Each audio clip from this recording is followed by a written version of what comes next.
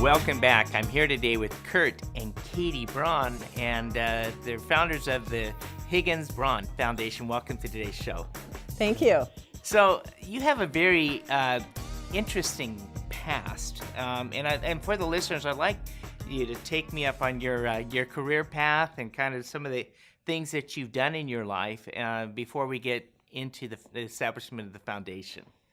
Well, we're both products of the California or Alameda Public School. I'm from Northern California. Katie's from Southern California, but public school system, and we both went to Cal Berkeley and graduated there in bachelor's degrees. But we basically like the idea of having. Well, I grew up during high school. I was a band geek, so music as a focus for kids is what we like to promote. At an early age, kids. Research shows, Brown University, Northwestern University, UC Irvine, there's studies that show that brain structure for kids changes if they study and learn to play a musical instrument. It's undeniable. They do better in math and other subjects. So me being a band geek, I ended up being an engineer. I didn't, but I did get a scholarship for fine arts from Bank of America. They acknowledged me in high school. But it was I went on to get my degree in engineering. So even with 3 or 4 hours of music a day through all my public school years, it translated, and I want to sort of bring that to the kids as much as I can, as we can, because we're fortunate with our lifestyle and our means and what have you. We've started this foundation, and I came into music a little bit more later in life, in so much as I didn't study it at all while being in school. Once I got out of Berkeley, I started work on Wall Street. I had a career on Wall Street for 20 years, the bulk of which was with Montgomery Securities, where I was a partner in institutional sales. And it was our dream, because we had met bareboat chartering in the Caribbean back in 1983, to go sailing. So in our early 40s, Kurt sold his business, I quit my job, and we took off to circumnavigate. We spent the next 10 years sailing around the world. Well, while we were doing that, we noticed that you can go into a community where nobody speaks English, and clearly you're not speaking, Kiribati or, Samoan, or language that you didn't learn before. But yet, if you sit down with a guitar and start playing music with other people, it's a universal language that everybody can relate to, and it's a way to exchange a little bit of contact with locals without necessarily just being a cargo cult where you're giving them things, just bestowing them with gifts. So instead, it's a gift of your time and your effort. Cultural exchange. And they really appreciate it and respect that. And we actually didn't start off sailing and playing guitar because we wanted to make sure the boat was working and everything was fine. But as soon as we got comfortable, because I didn't know anything about sailing, with the actual moving of the boat, we decided to pick up playing guitar because we were buddy boating with another cruiser friend who at the time was 74 years old. And he had started to play guitar when he was 65. So when we made the comment, well, we can't start because we're, in our early 40s, he said, well, I didn't start till I was 65. So, and that's one of the things about music. It's never too late to learn to play music or to have some involvement with music. That I started basically in my early 40s, and Kurt, having been trained classically as a trumpet player, He can read music, and he was a great inspiration to me. Although I think a lot of people say, can you sail around the world and still be happily married? That part was easy. Learning to play guitar with my husband was probably We can a lot more appreciate what it challenging. takes for a band to stay together. That's right. Although that is part of what's interesting about music too, is that, you know, when you have two people playing together, it's just you know, the hormones and the endorphins that get released out of your body, having this joining of experience, you know, with another person where you're so in sync because you have to listen so carefully. And then the sound that you create is so much more powerful than something you can do on your own. You know, it really gives you that sense of community and teamwork. I'm visiting here today with Kurt and Katie Braun, and I need to take a quick break, and we'll be right back after these messages. I love fishing, you know, with my family. I think it would be easier to use a net. It was so much fun. The times when we are together, it makes it all the more worth it. Having Dad teach them how to like cast a fly rod, and as long as we're doing stuff together, we're having fun. Some people see a father and a son fishing together, while others see a succession plan.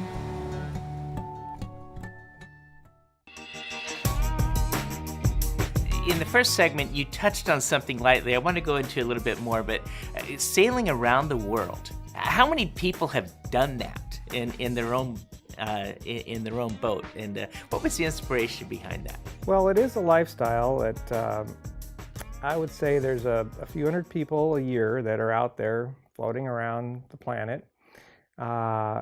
Usually couples. We're not talking big yachts with crews here. We're just talking maybe families, mom and pop, a couple of kids, as an alternative lifestyle. And I was introduced to this through my dad, who was a sailor, and his dad was a sailor. And we basically, I did do 2 trips through the South Pacific as a young guy, right out of college, and met Katie somewhere along the line, and she shared the dream to do that. It gives you a bigger perspective, I feel, of the world. It gives you most people are kind of stuck in their own little hometown view of things, or what the media feeds them, you know, through the TV or the internet or what have you. But to get out there and actually see the world for yourself, and just arriving at a country, having to deal with the officials, checking in, then the locals. And we're talking everything from a small island nation in the middle of the Pacific to you know, some Singapore or an EU country or something. You could really get to. We've been to probably around 90 countries, you know, in our travels. So what are some of the more unusual places that you visited? Kiribati. We were on an island where they hadn't had a visiting boat in 7 years. So the children that were 7 years and younger had never seen a white person before. And the rumors that the parents would tell, or the stories that they'd tell the young kids, is that white people are basically ghosts. And if you're bad, they're going to grab you and take you away if you're a bad kid. There's a little bit of history to that, in so much as blackbirding occurred by the English to come into those areas and those countries to basically get the young men and take them off to work the cane fields, the sugar cane fields. So there was, that did occur to a certain point, but obviously that stopped long ago. But the parents found a reason to continue with the story. But we being white people showing up for the first time for some of these kids, they were quite intimidated when we set foot on the beach there with our dinghy. Right, and the people were living in houses where every single part of the house and what they their shelter came from a pandanus plant or a coconut tree. I mean, handmade twine and thatched roofs, and you know, grass mats just no nails, no glass, no plastic, no. Electricity? Did they No, have? no electricity. No electricity. They did have, maybe the gendarme, the police would have had electricity just for a satellite phone, but not every, the regular houses didn't have electricity nor running water. And yet that island was probably one of the cleanest places we've ever seen on the planet, because it was the culture of that particular island of about 200 people was to keep their houses tidy and neat and clean and to have orderly lives. And, so it's getting back to what Kurt was saying, it helps you to get more of a better understanding, not only about the planet, but also about humanity, because it shows you how much influence, the leadership of that island can have on helping the population as a whole live more productive lives. Now, language, they speak English, or was it their native tongue, or? Well, there's a few English-speaking people because their outside means of income is merchant marines. So as some of the men get to be of adult age, they'll go off for maybe 6 months out of the year and work on commercial ships. And then they come back to the island and send the money back. So they learn to speak English. But a lot of people, a lot of times, a lot of the places we've been, they don't speak any English at all. Which again is why music was so interesting, because it was a way to communicate with them. And it's funny, no matter where you go in the world, everybody knows Hotel California, La Bamba, Country Roads. It's like these iconic songs that we grew up with as kids has somehow transcended the cultures across the whole globe. So I'm visiting here today with Kurt and Katie Braun. They're the founders of the Higgins Braun Foundation, and we'll be right back after these messages.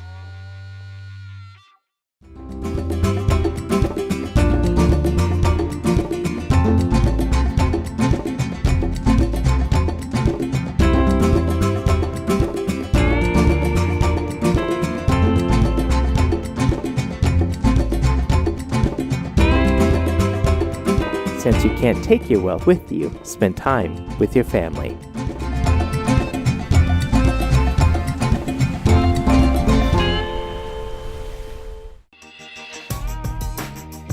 In the last segment, we talked about some of the travels that you had around the world, but I imagine that as an icebreaker, you use music a lot.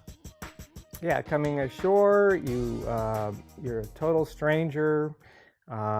You need to seek out some sort of official, either police or a lot of these island nations. They've got hardly any officials there, so so we basically ask them if we can play for the kids at their school, and as just a way to introduce ourselves to the little village. There's just a couple hundred people there. Again, language is a barrier, but we started playing our pop rock songs on guitar, and it's amazing that they actually some of them know these songs.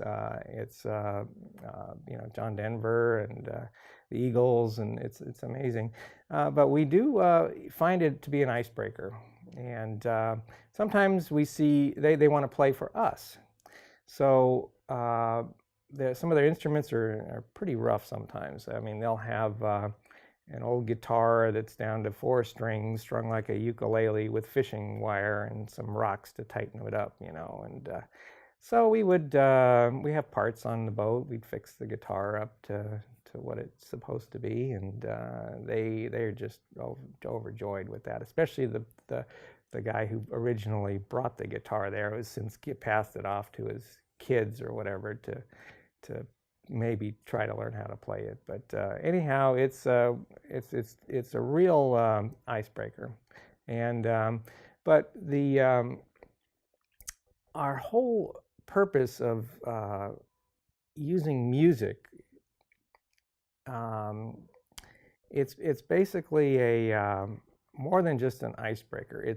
We wanted to find out if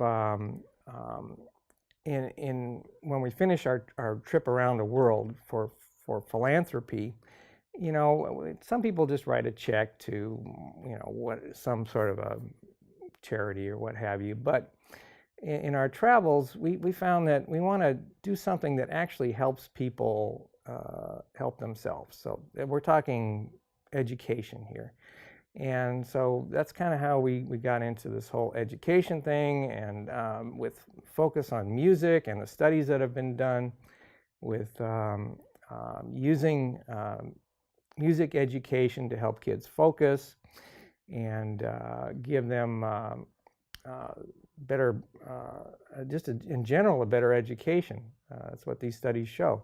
So by traveling around the world, we did get the this idea that this is the best way for us to pass on, because we don't have any kids. We really needed to figure out some sort of a philanthropic vehicle. And that's what we came up with, this foundation. And sure, there's other organizations out there that have also discovered this, but there's a lot of them, and it's hard to get people to, you know, find these organizations. They're scattered all around different parts of the country, what have you. So we just decided to just see how it goes, start this foundation, and try to maybe start locally, here in town, Oakland, Alameda, Bay Area. You know, there's a few in LA, whatever. Harmony Project in LA, YMCO here in Oakland, Bay Area musicians here. So anyway, we're just getting this thing off the ground, and these are all organizations that we would support. Open String, El Sistema is an international organization, so it can expand, you know. But most people have never heard of any of these organizations, so maybe that could be one of our goals, is to get this information out there and get people to support these existing, because we're not prepared to be an active charity at this point. But you are trying to instill that the public school system today has a lot of challenges with financing and the programs. And it seems some of the first to drop are these arts programs like music and you know, when you're out to work with individuals, is there a certain age group you want to target? Minors, Minors, you know, yeah. basically under the age of 21. Okay. Because well, first of all, we should say that we think that anybody at any age learning to play a musical instrument or sing can benefit from that intellectually, because music helps to the discipline of music, and the practices like learning a foreign language. Those are two things that can actually increase the synapses within your brain. So the connections that connect your brain cells. So it helps to keep Alzheimer's at bay. If you're younger, though, because we do like to see young people succeed in life, then, you know, it helps with studying and focus and discipline and teamwork, you know, as soon as you start playing with other people in a band or in an orchestra. So it is mostly less than 21 years old of age. But we do think that anyone, any age, and we're a testament to that, you know, that learning to play guitar in our 40s, we got a lot of benefit out of it, a lot of joy out of it. We still do. And we continue to take vocal lessons and sing and practice. But mostly minors, we think, could benefit the most because of the cutting in the public school system. And you know, so many parents, and we're both athletic, we believe in sports, but, you know, so many parents get the sports connection of teamwork and discipline with their children and getting them some exercise. But when you're 70 years old, you're not going to be playing soccer. But when you're 70 years old, you might still be playing a trumpet, you know, or a clarinet or a saxophone or the drums or the piano. So that's a skill that you can use your whole life to practice the international language of communicating with other people on any sort of level. And even a bad musician is better than no musician because it means you're making an effort, to try to communicate with somebody else. So Kurt and Katie, we're out of time today, but I've really enjoyed having you here and listening to the cause of bringing more music into the lives of the miners. I've been visiting here today with Kurt and Katie Braun, and they're the founders of the Higgins Braun Foundation. We'll be right back after these messages.